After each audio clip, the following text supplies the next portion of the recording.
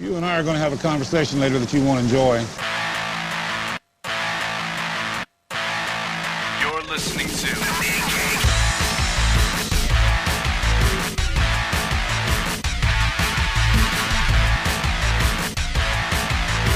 Comics Podcasting on the edge of civility. You're listening to The Mean Geek, episode 176.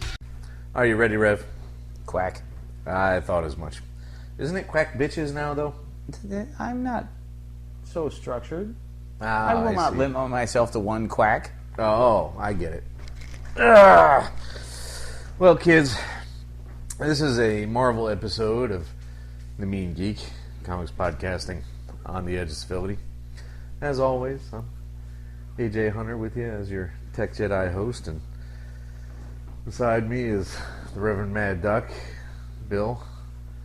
I didn't even put your last name out. Damn Skippy, you didn't. You know why? Because we don't need it. Damn Skippy. Because the Rev is just himself, baby. That's all there is to it. I quack, therefore I am. Very good. See? See? No limits. No limits! The word quack can be used for anything. It's like Smurf. Please don't start using quack like Smurf. That's quacktastic. You can go quack yourself. See? Exactly. Well, no, I'd never use it if nut, you should never replace an obscenity. Like, that's just wrong.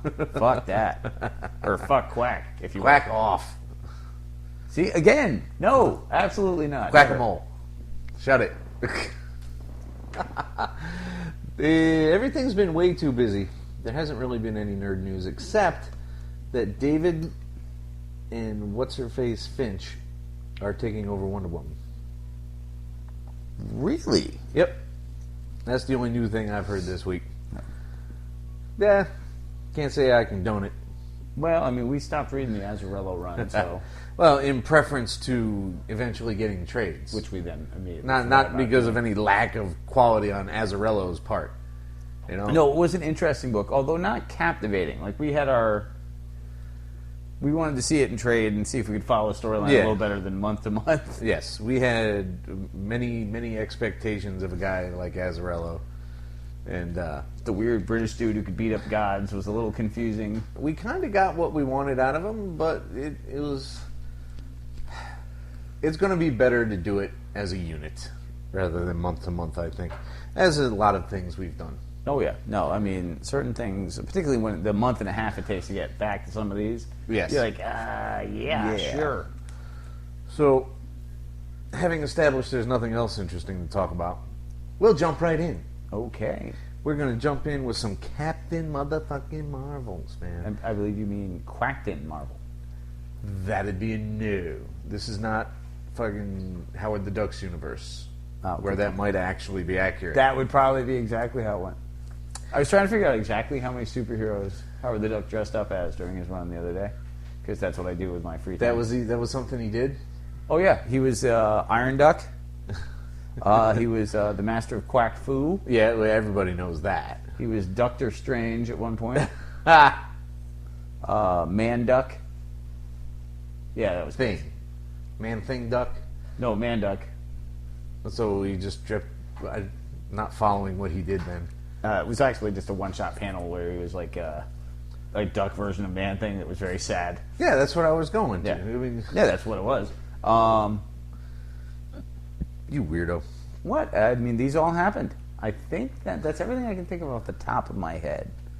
Well, go research it and give us a dissertation. Well, I was next working on episode. it for the trivia questions for There are trivia questions? your figures. What The figures? giveaway. Oh, that. You really want to do that? For that? No, Howard not the now. Duck I just brought it up and told the answer. Howard the Duck trivia for... I was trying to think of things you couldn't just immediately Google and get the answer. I see. I don't know why it's got to be trivia know-how. Who cares? Captain Marvel 2 and 3. We weren't making progress on that. We got to go. I thought Doctor Strange was quite promising. You would. He had little mustaches on his belt. Stop it. Don't want to hear it. That's enough of that shit. All right. I see that look. You want to do more.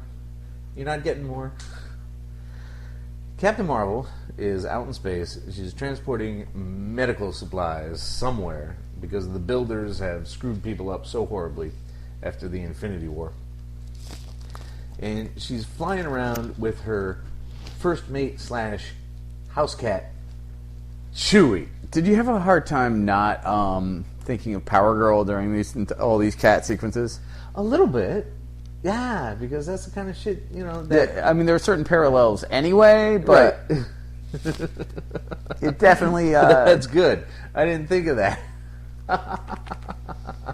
She comes across a blockade, and it's a bit of a mess because she just wants to deliver stuff, and they're giving her all this rough time. You're not allowed in, blah, blah, blah. You know, blockade-y type shit. So she eventually gets in a fight, and the Guardians of the Galaxy show up, and they team up. Yay! Rocket Raccoon thinks that her cat is a flurkin. That was whatever pretty the fuck awesome. a flurkin is. But apparently it lays eggs, and it's a horrible, horrible being. I have no idea how he managed to make Rocket Raccoon this awesome. Like, I own the original Rocket Raccoon miniseries. I don't have the first appearance in the Hulk, I'll say that much, but I do have the 4-issue Mignola Rocket Raccoon miniseries. And it was fun. I enjoyed it immensely, even before I became a Mignola freak. But, dude, he was never this much fun. He was kind of like, you know, like the most cookie-cutter generic hero, just in raccoon form. Yeah, I would suppose so. I didn't actually read it myself. But He was a raccoon Flash Gordon. really, a raccoon Flash Gordon. Mm-hmm. Raccoon Gordon. So, Or Flash Raccoon. wow, you're killing me with this.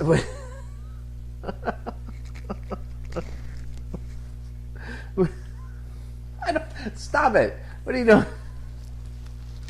You're not helping me. He had a scientist sidekick, and he kept saving a princess girl. Like, you know, I'm telling you, it was a raccoon. It was Flash Raccoon. I don't need Flash raccoons. Flashing raccoons? Raccoons that flash. What? That are Flash. That's a slightly That different. have a flash. No, that's What? so- No. not raccoons with cameras. What the hell? It's dumb. I'm trying. It's not. You give me nothing here. What happens? So the Guardians show up, but they hang out for a bit, and Turns out she has a stowaway. or a passenger. I did not remember. She talked about it being her cargo, so it was somewhat confusing. Ah, yeah, that's This right. person Tick that she's bringing home. Yeah, Because we all want Ticks to go away, really. pretty much. But while Space Hog, or whatever the hell the generic hero name of the leader of the Guardians of the Galaxy is, Star-Lord? Space Hog? This is what you got? what? I mean, come on. Star-Lord is better than Space It Hog? really isn't better than Space Hog. It's a little better than Space Hog. It's not something I would name a character either way. And of course, Tick has a problem with Jason of Spartan X, because everyone on Earth and every other planet hates that dude. Because he's a tool bag. He is a tool bag. He's always got these plots going on. He thinks he's more important than everybody else. So there's the inevitable, let's try to kill Space Hog, Star-Lord. and things go awry, and Space Hog has to explain that, you know what, he'd probably not mind, like, you're kind of an idiot, we don't get along. But the impression I got out of this was that Kelly Sue DeConnick has finally figured out what she wants to do with this character and how to do it. You know, I think my main takeaway, because this is followed by, and it's interesting, the Guardians are barely there, like one issue and goodbye, like that never Right. happens. Fine by me. And then we have the return to the Poison Planet. Tick gets introduced. There are Spartans on there. Some incredibly tall basketball playing Yoda chick is hanging out. You have to, like, Captain Marvel takes a huge dressing down. Like, oh, you come to help us. Did you bring supplies? Doctors? No. No, I just showed Food. up. Oh, good. Some random chick from Earth showed up, and she's going to save us all. And she will. So fuck you, Frog Lady. But in the meantime, it's a totally valid point. Little bit of pretension on your part there, Captain Suckass. A little bit of human privilege there. But my main takeaway is that Kelly Sue DeConnick really just seemed overnight to develop a much better sense of humor about the character. Yes. between the flying cat, and I love the fact that Chewie was in a cat carrier in the middle of the spaceship. Well, Chewie kept laying on the controls. So what's she going to do? You know, you can't have a cat floating around at light speed. Well, I believe Alien proved with Jones that you absolutely can. Well, no, they weren't really... Never mind. I could make a few statements about aliens at this point, and it's just not going to happen, because that is when Uber Nerd shows up. Uber Nerd. Who doesn't love a good Uber Nerd? Many people. But, yes, no, I think Kelly Sue DeConnick has been a raved-about writer for a while now, and I really am enjoying this book. What? What's that? What'd you say? I didn't hear what you said. You weren't supposed to. Of course. Well, that would, because we're recording, so that What? totally makes sense that you would just say things. I don't care if you heard it. The mic picked it up. I don't give a shit. Mike's not here. Stop. The microphone. Oh. I thought his last name was different. You're such a tool bag. No, that's There's Jason. a better Spartan sense X. of humor. No, I think that this is a fun book. It is easy to find right now. Jump right on it and Captain Marvel it up. Yeah, a lot better than the time travel crap from the last series. Well, maybe, who knows? Maybe if we went back and continued, because the similar female space sky pirates storyline in Atomic Robo ended up being pretty damn good when we read the whole thing. So, Yeah, but I got to find them in the dollar box. I ain't got time. no, absolutely, it's not something I'd run out. But if this continues to improve, I would go back and reread as a group. No, yeah, I can see that. So, we're doubling up a lot this month. So, here comes Amazing Spider-Man #1, Volume 2, and #2. So, holy crap! These are what a huge book with how many stories going on? Like 7 stories in this freaking book. Now, I actually got myself a copy. Well, you got me a copy of this. Let's put, the Well, correct I figured English. you'd want the dumb thing. Well, you know what? It's a #1 Dan Slott, Ramos, Spider-Man. Peter Parker's back. I was excited. So it was fun. But yeah, I kind of wanted the full storyline and not 32 vignettes of other books that I'm never going to read. Well, I mean, this is pretty complete as it is. I mean, you read the last one. Oh, absolutely. No, I'm just saying, they really nail the colorist and the inker and the styling of the art on Ramos is great. Like, it looks really good. Yeah. And I'm like, I want the full story of this. And the White Rabbit shows up again to drive you nuts. What a crap villain. And better than Panda Mania. Yeah, and certainly better than Hippopotamia or whatever the fuck his name is. No, it's a straight hippo. And then, of course, you had Gypsy Moth or Who is now Skane. Skane, yes, that's right. Skane. They're out there, they're trying to steal some Fabergé eggs because you can't have a themed villain without a themed crime. I love the White Rabbit, man. It's such an awesome, oh, hi, I'm a rich chick who's going to be a theme villain, so I'm just going to dress up like a character from my favorite book and attack you with, razor carrots. Razor carrots. What did I miss that Spidey had to show up in... he shows up in his costume, and Skane dissolves it. Oh, so that's right. That's he's what got to happened. create a... He's got to create what is essentially a pair of tighty-whities from his webbing, so, which couldn't possibly have been remotely comfortable. I have to assume there's some pretty severe chafing involved there. But it does make suddenly the classic 80s underoos fashionable again. Spidey underwear has reappeared. Yeah, but now it's going to have like a web motif to it. It's not even going to... But, I don't think anyone's buying... not even going to be red. Web motif Spidey underwear. Totally wear that. What? Dude, you're filthy. You brought up the underoos. I just ran with it. I'm sure you've run with many an underoo. Ew. Exactly. Stop that. Jesus. So, yeah, he ends the fight because he's Spider-Man. It's his fucking book. And he gets bitched at by Jay again, which is just going to keep happening. Well, you know what? You knew that everything, Spider-Man showing up. He's now a doctor. Right. He's now owns his own company. Right. He's engaged to a tiny midget genius who's a phenomenal cook. And he didn't even know that. Yeah. So he's trying to rebuild a life that's actually way better than the one he left it. And being Peter Parker, he's of course going to fuck it up. So fighting crime in fake underwear that he can't actually, that no longer dissolves because they changed the formula. That's like Peter Parker 101. Like, are things going well? You can't use your penis for the next 13 years. Enjoy your new webbing. Hope you didn't like your ass crack. Ew, man, no. And Franco goes in where the others have been. So, having resigned previous volume, whatever, I don't even know what to call it anymore. J. Jonah Jameson is just sitting, having a scotch, watching his ass get lambasted on the TV, and he's just so mad. I'll go back to the newspaper. They love me at the newspaper. They're not going to take his ass back. J. Jonah Jameson is out of sorts. It's hard to be a crap mayor and find other work.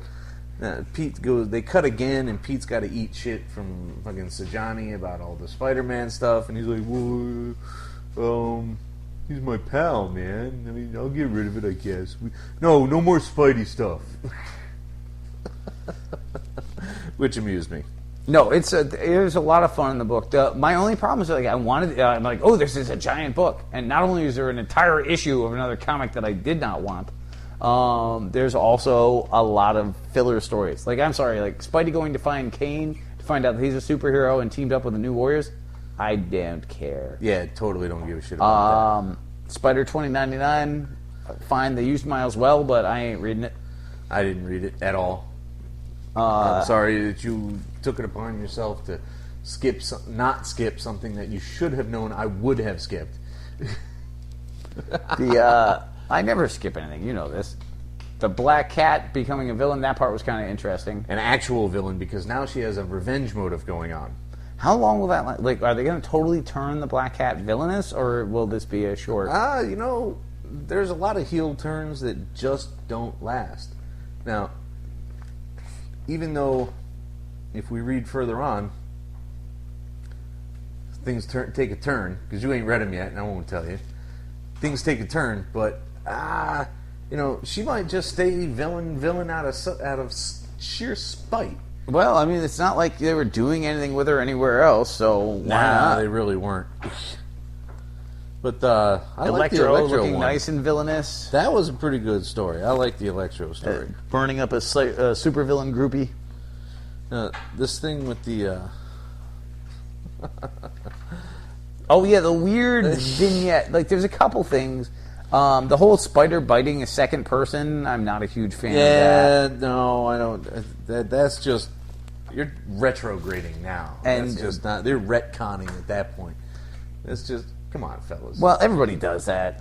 It's just been done... Like, I remember the Tangled Web book, the first 3 issues that Ennis did, where the guy swallowed the spider, and then the spider consumed his body and kept eating people. I totally don't remember that at all. I remember the Tangled Web with the Rhino getting smart. I don't remember that one. That's a great one. It really is. Flowers for Rhino. My favorite, though, is the one where Rhino and Grizzly end up dating each other by accident. Oh, yeah. That was such a great book. Wasn't it, though? Or the psychoanalysis of J. Jonah Jameson. Kids, if you have not read Tangled Web, it was just these bizarre Spider-Man stories, and they were awesome. Yeah, just the most totally twacked out ones you could possibly find, man. They just pretty much said, fellas, it's your arc. Come back when the lights come on. Yeah. Rhino typing to cover himself with honey for Grizzly was one of the funniest damn things. Ew. Yeah. Had to remind me of that part, didn't it? But it all just continues in 2. All those plot threads we just talked about just develop a little further in 2. Well, so there's really no point in saying that there's a difference between 1 and 2. I liked how the Avengers took him back in. They're like, go. Yeah, Peter, yeah, you are you now, aren't you? Yeah, you're annoying. Duly noted. Yeah. Jessica Jones being like, listen to him. He's funny, and I hate him. It's obviously Peter Man. Scans you guys did, and you couldn't figure it out. And the part where he had to explain why he was wearing trousers because he couldn't figure out how to get his spider web underwear off, and his trousers were stuck to them. And Totally. If that didn't convince anybody. that doesn't happen to anyone. Daredevil's never had to deal with that. That's entirely Spider-Man. You're stuck in your own pants. Yes, you're Spider-Man. Oh, I almost forgot. The single greatest thing in the first issue was when he realizes that he's being live tweeted and blogged about. He's like, Johnny Storm will see this. And then Mary Jane sees it and she's just like, idiot. That did amuse me. She's just playing around on the computer. As soon as she sees that, she just closes the lid. Idiot. So the fun continues. I mean, eventually we're going to hit a brick wall here, but the fun continues in Amazing X-Men number 7, which was what? It's right here. No, I'm trying. Does the fun continue per se? I enjoy. Bobby amused me terribly with this. The interaction between Spider-Man, Iceman, and Firestar was fun. The weird alien baby Spider-Man guarding a college mascot in exchange for the alien baby.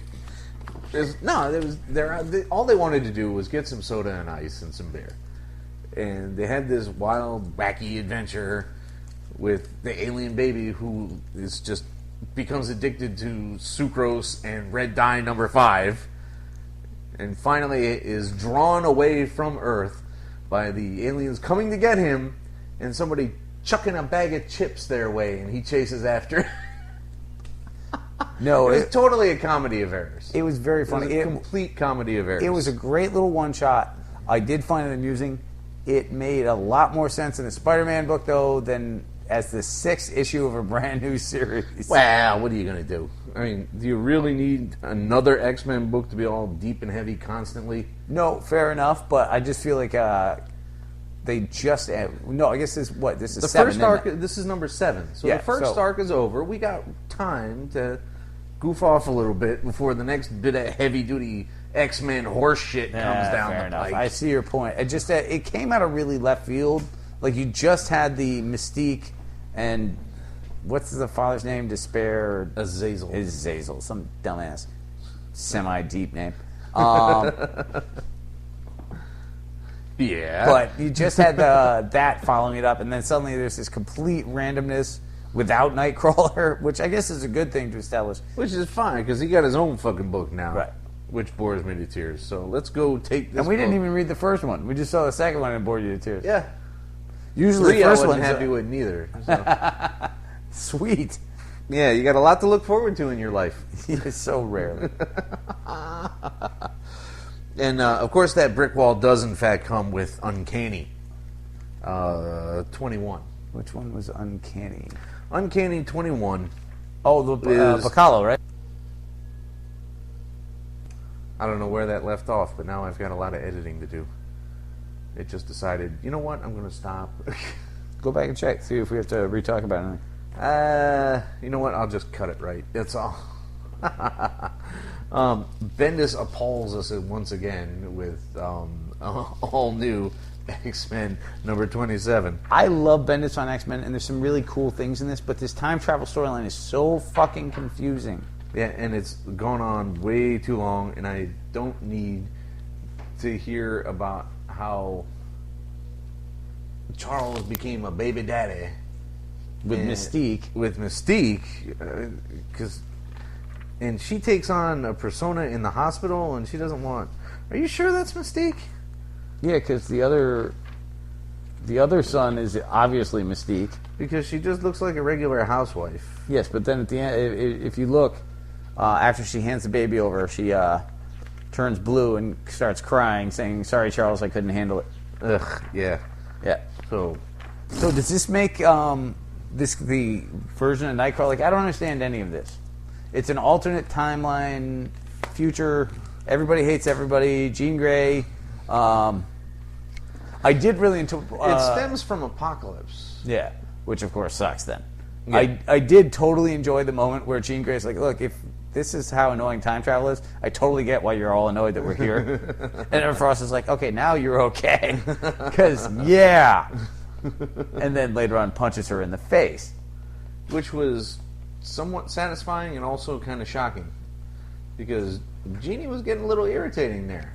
She was just doing what she wanted. She was just poking into people's brains at a whim. You know what? You can't touch enough loose brains and not get in trouble. Ew. I don't even know what that... It's a uniform rule. Ugh. I don't even like the way that sounds. The more brains that you go into, the worse things get for people. Kids, stay out of other people's brains. You know what that sounds like? Nothing you want to deal with. I could have said something. I restrained. Good for you. I stepped back from the edge, which doesn't normally happen for me. So that's us, kids. The Mean Geek, brain free since 2013. 2009. We had a brain back then. We did? I like to assume. I don't think so, dude. Probably not. So Cyclops #1. It didn't necessarily bore me, but I couldn't be... I was bored. You hate Starjammers. I hate Starjammers. I'm not a particular fan of Cyclops. Cyclops himself. Ever. Even back when X-Men were cool, that was not your dude. So him hanging around with Corsair as a kid with a second shot at daddy occurs to me to be blah. I felt like the main thing for me was that Rucka wrote this, and two things really stuck out. One was how well he knew the characters, like Hepzibah and Chad. And... No, that's true. He did come across like he had either had an in-depth knowledge of them, which is, he's got access to everything in the universe. Plus he's obviously a comic fan. And he seemed like he actually gave a shit about those particular characters, which just shows his dedication as a professional, because as a totally unprofessional, I can't be buggered with them. You do hate the Starjammers. But the other thing was the light touch and the father-son moments that Rucka has in this were so unexpected. Yeah. There's there's very much like almost a sweet tone to this book. Yeah. Like, you're Greg Rucka, right? Like, somebody should get shot in the face soon. Like, what the fuck is going on here? Also, I'd like to point out that in the entirety of the inept space races that Marvel has at its disposal, the Badoon. The Badoon. Why do they keep bringing... In the last year, I've read the word Badoon about 50 more times than I should ever have to. They are the space suckbutts. The Badoon are the space suckbutts. The only thing worse than them is the damn Toadmen. And they're not even real aliens. They're midgets dressed up as aliens that mess with She-Hulk and Hulk for once. Toadmen burn. Toadmen. Do your research, kids. Look it up. You'll enjoy it. But no, you're right on those scores, but young Cyclops himself is not a compelling character to me yet. You know what? I like the fact that they're doing interesting things with him outside of the X-Men book, and I don't want to read this. I don't care about Cyclops enough. I don't loathe the Starjammers. Like, it would be hard to hate the Starjammers as much as you do. Like, you'd have to, work at it. Like, you killed my parents, Starjammers. And they didn't. I can't, I can't say that with a straight face. My parents are dead, Corsair. My name is Reverend Mad Dog. You killed my parents with your shitty comic book. Prepare to be mocked unmercifully on a podcast that no one listens to. Try that with a straight face, Mandy Patinkin. See how that shit works out for you. Fuck no. And who expected a Mandy Patinkin reference tonight? No one expects a Mandy. I can't lie. I stole that. Commodore Wife hit me with a "no one expects" line earlier, so I totally stole that. I freely admit it. That's pretty funny. Speaking of which, wife, beer. Oh, hey. Yeah, I really didn't think there was a chance in hell that would work, but I had to know. Like, what if it did and I never tried? She just got Italian on your ass. I know. But what if I said that and she immediately got one, and if I never tried, I'd never know. You have to know. You'd still be wrong. Yeah, you're probably right. You giant jackass. I had to know. Scientific curiosity got the better of me. Throw a please in there and a little lower tone. Yeah, but then I wouldn't know the other thing would work. Whatever. The thing, you know what else didn't work? Is all the beating Black Widow had to take in number 6. I don't mind the beating so much. It's a horrible exposition. holy crap, they just kept going. It was like 7 pages of just, you're going to tell us, I'm not going to tell you, but, you know, the difference between blah, blah, blah is a really dangerous thing, and I kick ass, and just yappity, yap throughout the book. Dude. Yeah, the yappity is killing me. This is like the whiniest comic book out there right now. And I like aspects of it, but it needs to go somewhere else, like, soon. Yes. On the other hand, though, I'm going to totally disagree with you on the beating thing, and here's why. Yeah. Let's look for a moment at the role of the goon in the comic book. Here we have 3 guys with limited job prospects Yeah. put in a room with a freaking spy assassin Avenger and told, beat her till she freaking gives up. Like, she even points out, like, this is not anger, this is desperation. Because they're scared shitless. You know why? Because she's a fucking hitman super Avenger. And they know what's going to happen, and it does. She's going to kick the freaking chair out. She's going to fucking kick one of them in the face, break a neck, shoot somebody in the forehead, or kick somebody's gun so it shoots someone out. Like literally, It's all true. you know, it's like if you and I got put in a room, they're like, go beat the hell out of the Hulk, get his information. Like, what are you, out of your mind?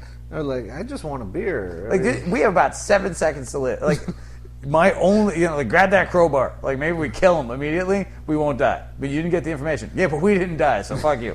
Like, yeah, you can shoot us, but, you know, I'm not going to have my neck broken by some Russian super bitch.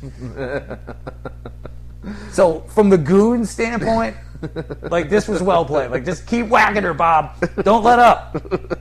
Bob, and literally, as soon as he starts to hyperventilate, he's like, this is going to take a crack. Shit. Bob's dead. Run. We're locked in a room with her. But meanwhile, and then we immediately go to the half-metal monk who still got his own nutsack. Like, how? I was like, God, what is happening? And the Damon Dran thing. And then... What a name. What a crap name. That is nothing compared to the freaking poison cheeseburger. Yeah, the cheeseburger that releases green poison gas out of nowhere. It's not even... Like, it's a cheeseburger. Put poison in it, have him bite it. Yeah, it's got to be a gas-wielding cheeseburger. Well, you know, the thing about that is, as effective as poison can be, gas usually is the preferred method in spy books, in spy movies. There's gases everywhere. They're constant. How many times did Bond get put out with gases? Yeah, but everyone who actually dies gets poisoned with poison. Well, to be sure, this was acid gas poison. Now, you're not the Bond fanatic that I am, but you've seen them all. Yeah. You know them quite well. Name one time somebody got gassed to death. Gas to death. Yeah, not No, gas to near death. Well, did I say it as a murder weapon? All I said was people are using gas in spy I'm just books saying, all the time. all you got to do is, instead of pickle, put a slice of freaking African frog on there and watch them just curl up and turn blue. What? Are African frogs poisonous? Yeah, where do you think all the poison frogs come from? South America.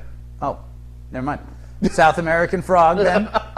Look, I don't know geographical frog locations. I don't feel bad about that. I feel a little bad about That's what you get for being a literary frog.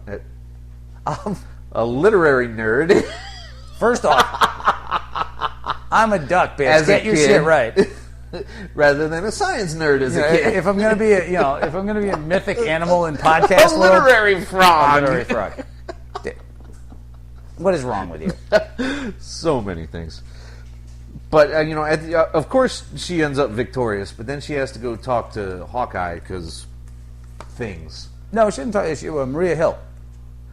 Yeah. She sees Hawkeye and doesn't talk to him. She's having lunch with her weird accountant buddy thing. Ah, yeah. Yeah. Hawkeye does he gets make hit it by a car, that's Yeah. right. Which I'm sure happens in actual Hawkeye.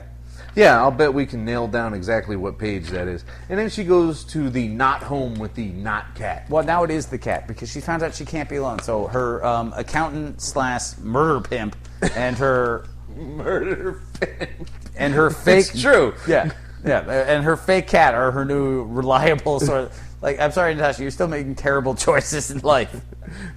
All right, so Captain America 20.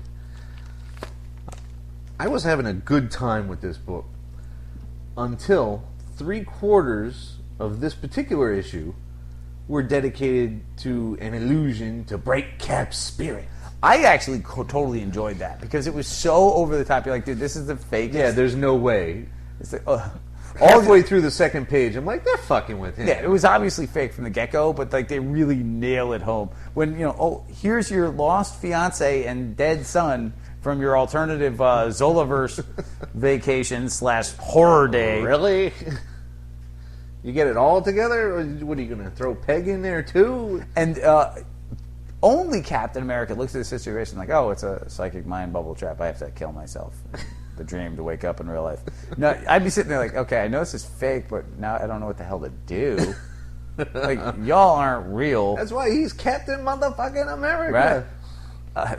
So there's some great things. The Iron Nail being a giant cockroach annoys the crap out of me. Yeah, that's kind of yuck. And those stupid tentacle spine tipped things coming out of his chest. That's a design flaw in this character that I just find to be utterly deficient. But, there's some awesome moments too. Like Doc Minder Bubble when he's like, oh, you woke up. Minder? Yeah, do what I tell you, or a bunch of more. It just has S.H.I.E.L.D. agents diving off the friggin' Gungnir. Like, woo! I love tofu! Dude, what the hell are you fantasizing that you're jumping off a plane wing thinking about tofu? Like, how screwed up are you? You were probably a terrible agent. LSD is a weapon. I mean... And then when Cap goes nuts on some people and Minder Bubble's pipe gets freaking bubbled, so to speak. Why do you keep saying Minder? Because he's half doctor, Minder Binder. Mind bender. I've heard. But no, some cool moments. And then, as I'm sitting there, like, I'm kind of enjoying this. It's a little weird, but I kind of like it. And no Zola. Jet Black is just in a dream sequence. I can live with that. Jet Black. I'm still angry with you. Still, to this day. And then suddenly, it turns into a giant robot. S.H.I.E.L.D. built a mecha transformer. Yeah. And that's their super secret weapon. They're like, oh, this is too dangerous. We have to lock it away. I totally didn't need it. I assume that Nick Fury locked it away because he was totally embarrassed. He's like, we spent money on a giant friggin' ship that flies through the sky and turns into a robot with a sword. 100% irritated and he's like, are you humiliated that we did such a thing.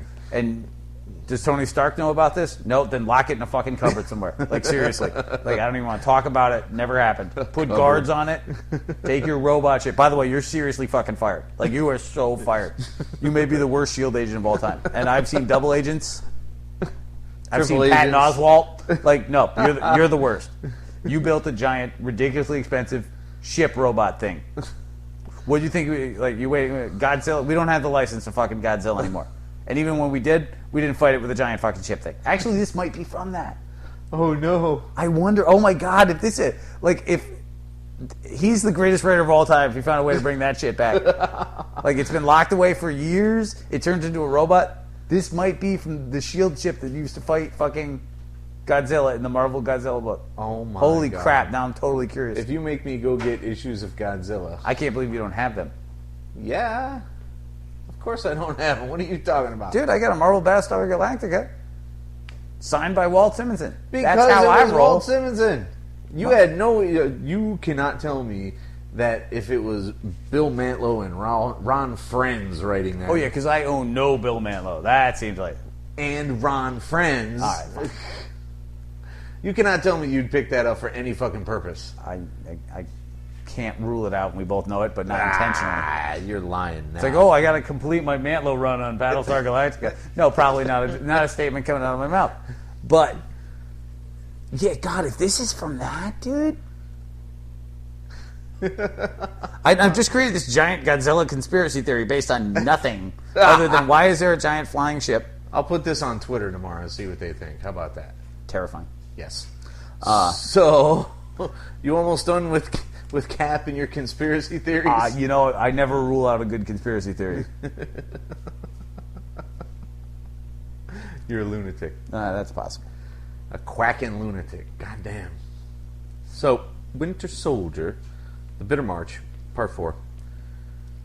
Dude, they're finally off the goddamn train. I love the train. Like, this went from awesome spy story to huge epic fight scene. Yeah, that's pretty much it. It hasn't stopped fighting for an issue and a half, 2 issues and a half, something like that. Now, we have, and I understand it's a comic book, and obviously the Winter Soldier is a hero and all, but the weird, like, oh, Cap wouldn't like this psychic moment, I didn't love that. Well, there was, I mean, how else was he going to get through what Drain was doing? Yeah, I'll give you that. I just, I preferred the first 3 issues where the Winter Soldier was the antagonist. Yeah. But the Hydra Drain guy, I could not stand that dude. The whole town committing suicide because they're all guilty. No, that was terrible. I see no point in that character whatsoever. They could have had a perfectly decent spy story going there. They got Cold War everything you could possibly need. I mean, they got devices, they got gadgets, they got people to fight. They got Nazi rocket scientists and all this horseshit. And then they bring in this guy. I'm going to make you feel so bad about yourself. Well, he was partnered with Sparky John, so... Yeah, which... Dude, what are you doing with these names, man? Sparky John. However... But you know what really took me out of it? And I love the book. I think it's awesome. I think The Winter Soldier was a fun book to begin with, but this like 60s take on it has been phenomenal. But didn't this guy get shot in the chest like 3 times? He's like climbing mountains and punching people in the face. Like, it's like, dude, you need to lie down and hope that you don't die on a regular basis. Well, that's his bulletproof vest, man. Come on, it's just got... Except he's still bleeding out here. Is he? Yeah. I didn't even notice that. Yeah, that's bad. Yeah. I don't know. And he's sitting there punching the drain in the face like 32 times. I'm like, dude, you can like have a cup of weak tea and then you're going to hyperventilate for about 35 minutes. Like, that's what you're capable of. I don't care about your shield training. Like, just nap. Weak tea. Like, swinging, grappling hook off trains, holding beautiful scientists. I mean, James Bond couldn't do that shit with 3 bullets in his chest. And you know how I know this? Because of all the dumb shit they've done to him, they've never given 3 bullets to his chest. Because that shit hurts. I do not speak from experience. I should hope not.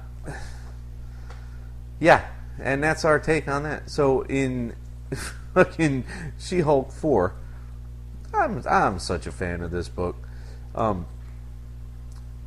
Doom has taken away Kristoff, Jen's client, because it's like, I want my son. Oh, Dad, come on. So she's just pissy about this for panels and panels and panels. She goes to see Matt Murdock about it in San Francisco. And he's just like, watch this acrobatic thing while I tell you about the law. I enjoyed the Jen Daredevil superhero lawyer conversation. That was a lot of fun. That was pretty cool. I was actually almost disappointed that the Kristoff was a 2-part. I understood it, but it would have been so cool if they were just like, oh, and no, you're back with Doom. You didn't win, Jen. Deal with it. But no, she goes off well, she can't deal with it. Which is exactly the point they make. So that was neat. But it would have been hysterical. It's like, and the Latverian coin's not only not working out, but actually getting you arrested. That did amuse me as well. But she gets so pissy about it all. She's just going to go ahead and rescue Kristoff to begin with by infiltrating Latveria, going to Doomstadt, and just ripping up Doombots left and right until she comes up against a kaiju-sized Doombot. No, that was pretty awesome. However, the one thing that I did not like, and it wasn't like a major problem or anything, it was just, he doesn't actually want to escape Doom. He wants you to respect his choices. It's like, dude, be the lawyer. Like, the weird psychic read on the situation that's been entirely accurate. Kind of want to wreck this gigantic Doom, but do not wreck this gigantic Doom. That was hysterical. And then she gets home and she's got to decide about what to do with this blue case file, which is all kinds of mystery. Dun dun dun dun. No, the book is a lot of fun. I'm so glad we can say that there's been 5 fun books in this pile. Dude, Marvel has the Marvel books coming out right now are pretty goddamn good. And following along that line is Iron Man 25, Rings of the Mandarin, Chapter 3. Wow, he's still in Svartalfheim, except now he's got this gigantic, multi-bladed, cold iron suit where the motherfucker, the elves can't even touch his ass without going, ah! Mommy! So, there's a lot of fight. There's a lot of kicking ass. There's a lot of sparks. See, there's a lot of this on this page. There's lots of sparks. No, I cannot believe how well Malekith versus Iron Man ends up being. That was really good. And the use of iron. I did have a huge logic moment where it's like when Malekith uses magic to change the armor into gold, and then Iron Man's like, no, that was a hologram. Like, really? You just magically changed the holograms armor? Yeah, so what? That one elf girl burned psychosomatically? But there's some awesomeness throughout this. Like, it's worked really well. Iron Man is collecting rings. Malekith is collecting dick moves. But the ending was a little confusing with the sudden appearance of... A teeny bit. So I can't wait to see the next one, see what gets cleared up. But so far, I cannot believe how well... I like Gillen, and I cannot believe how well he's doing Iron Man. Like, holy gods. And he's taking the strangest shit and doing it. Like, Death's Head, Malekith, Red Peril, Stark's brother, who's not actually related because Stark was a dad. Like, the insane shit that's happened in 24 issues. Yeah. Ridiculous. Like, you should hate all of this. Oh, I'm not actually. Should? Think about it for a second. He's gone to space, hung out with the Guardians of the Galaxy. Sure. He met Death's Head. Yeah. From Marvel UK. Yeah, but it was short. He didn't have much involvement with that. Bear with me. Like, the Mandarin's rings are psychic, and a reporter turns into Red Peril and Red Menace and Red Mascara, whatever the fuck that he was calling herself every other issue. There's Mandarin Island. There's... like, he's got a twin brother and he's adopted. Theoretically, you should hate all of this. Every last panel of it. Yeah. The villain of the first big story arc was a Rigelian recorder. Which is a different turn, which is fine. No, it's all coming together awesomely, but when you look at the parts, you're like, what the fuck? It does seem sketchy at best. It, as they say, the devil is in the details. It's like opening a Volkswagen, and you're like, dude, you shouldn't even run. Like, what the hell is this? How did you do this? What, are you a magic car? What the hell? Magic cars. No, there's no magic cars. So, Hulk 3. What is going on in that book? Well, we missed I know we two, missed two, but the idea is somewhere Hulk has been running around as Hulk, messed up because he's been shot in the head, and he got up and left mid-brain surgery. Always a bad plan. Every time I've done that, I've regretted it. How many times have you done that? I can't recall. I walked out. Lunatic.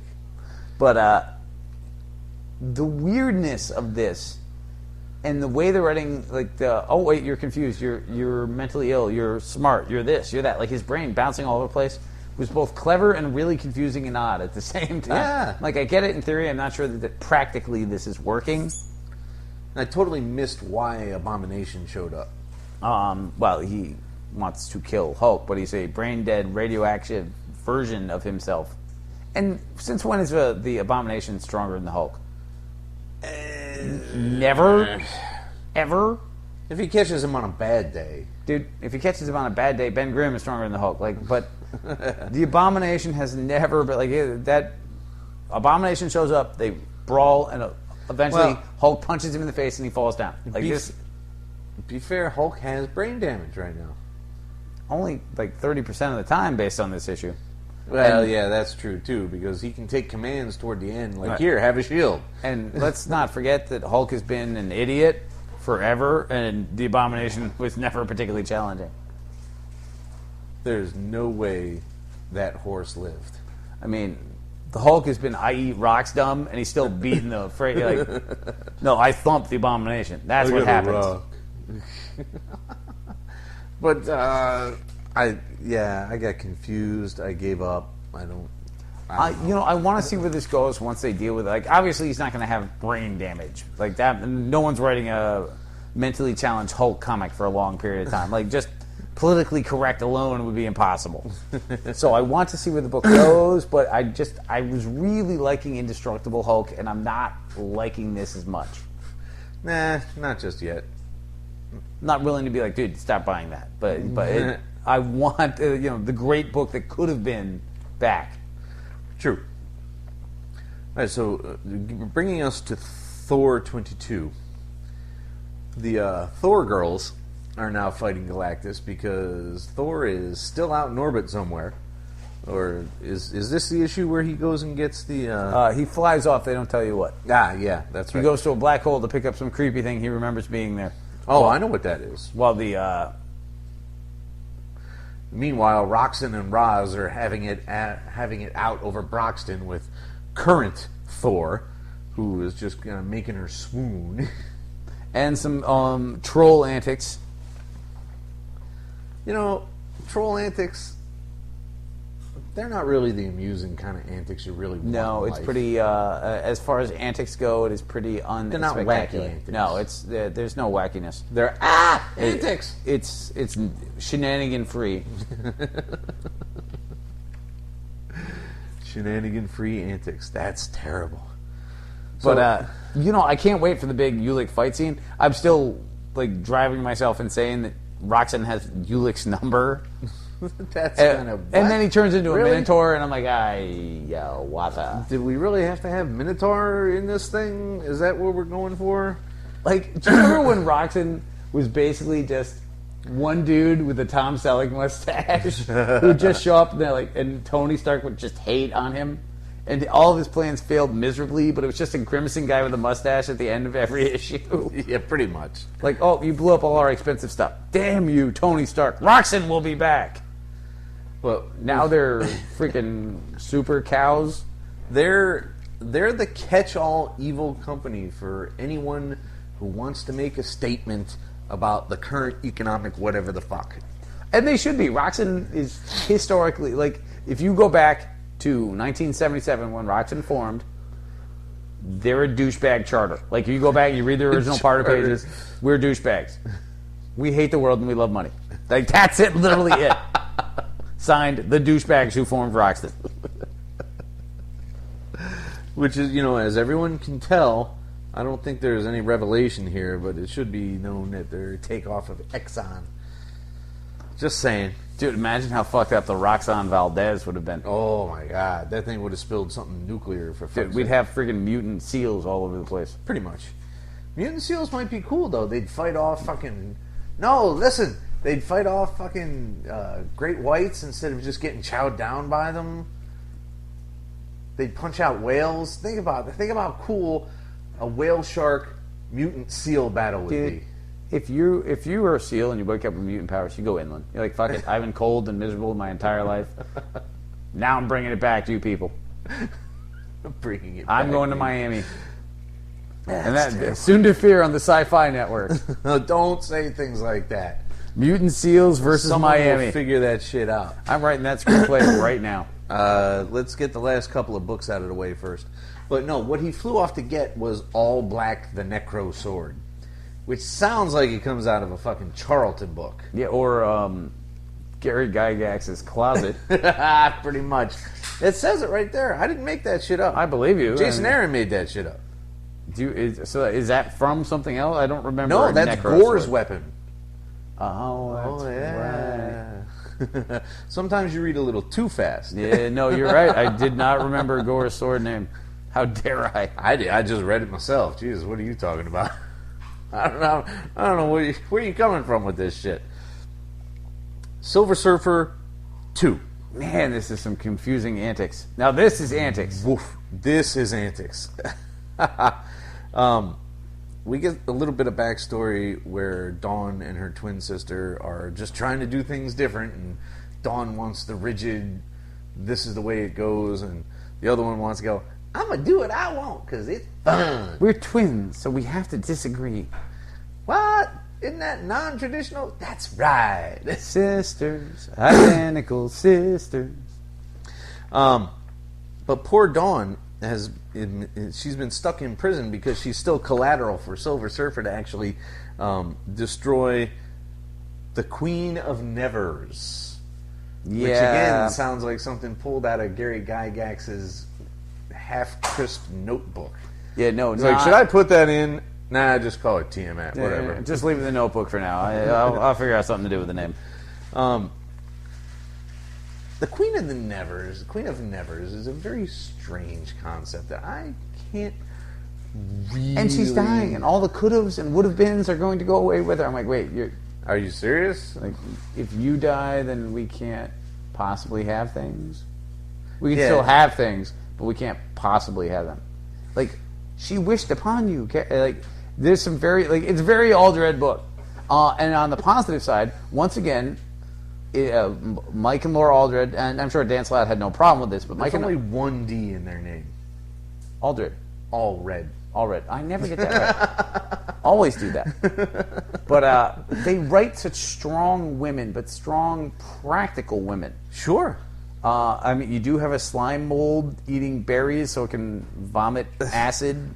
To get out of the prison. You don't see that every day. Really disgusting. But if nothing else, and of course the evil overlord who's pretending to be the villain, victim is actually the villain. But if you don't enjoy the moment where Norrad shows up to save Eve, and Eve's like, "Oh, I'm here to save you," what? What are you talking about? Dude, you just got to enjoy a superhero who just goes all like, "I'm totally confused." I don't mind it when a superhero is confused. I'm kind of liking this book, I have to say. Slott and the All Reds are a nice combination. The art is fun. I don't understand the Eve thing yet, but I am looking forward to.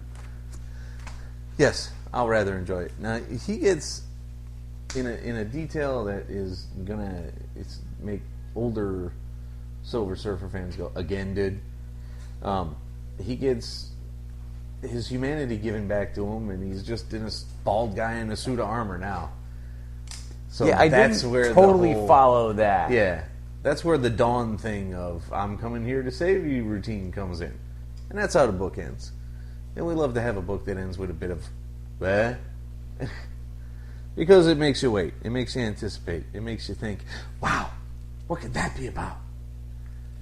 You know, a lot of times there's cliffhangers, but you're like, of course it's fucking cliffhanger. When you talk, yeah, it's the last page of the fucking book. What else were you gonna do? No, this is a good cliffhanger where I'm like, I want to know what happens next. Like, that's what I'm looking for. What I want to happen next with Origin 2 is for them to just fuck off. This is number 5. This is the end. This is it? I hope. Was there any more? Let's look at the last page. It says the end. Good.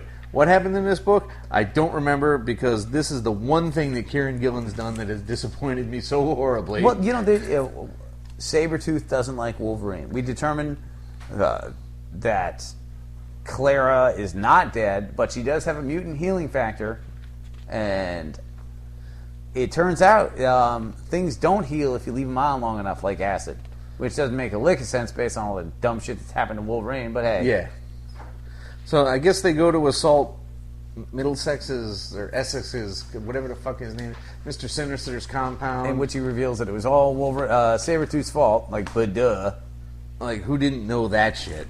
So basically, what we determined is that Sabretooth does not like Wolverine, and then Wolverine tries to murder him, at which point the woman that he loves points out, you're actually an animal more than your human aspect sucks more than your animal aspect. He's like, I thought I was the bear. I want to be the wolf, but I'm the bear. I'm a giant mutant monster. It's like, oh, good, pathos on top of everything else. Yeah. Really, fellas? I mean, because we've never had Wolverine recriminate before. Yeah. So after 5 issues of this, I've determined that Sabretooth does not like Wolverine. Wolverine does not like Sabretooth. Women like Wolverine.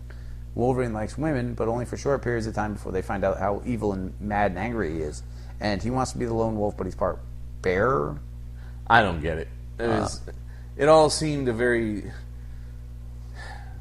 thrown together, shake and bake kind of fucking storyline. Yeah, I can't wait for the did not need to exist. Origin 3, when he takes up yet another teenage girl under his wing and teaches her how to be a ninja or some shit that I'm like, what the fuck? Technically, I guess Kitty and Wolverine could be Origin 3. It might redeem the whole Origin concept. No, because this is all so long past. It'll be some other teenage girl introduced in the mythos. The Kitty, Jubilee. Who else? Like, there's like 3 others. There's a stack of Jubilee? LCD. No, not No. LCD. You don't even remember who LCD is, do you? Yeah, with Albert. Very good. A tiny, adorable robot with a lisp. I'm sorry, what? Yeah, I had to say that out loud because it's a real thing, people. 13, 14, 15, 16. So out of 17 books, was really only unhappy with like 3? I mean, I don't love the Hulk, but it's still solid. Right. Origin looks great. I just don't care. Yep. And what else bothered you? Winter Soldier could have been better. I still love that series overall. I just it lost some of the spy thing in this issue and went a little more superhero-y, which is not what I was hoping for. But still a great read, and I recommend it. So happens. yeah, I mean, I dislike half of one. Like, if Origin could have been about somebody else and looked like that, I'd have been all about it. That's a good point. They should use that as a pull quote on the trade paperback. Looks great. Sounds like Wolverine.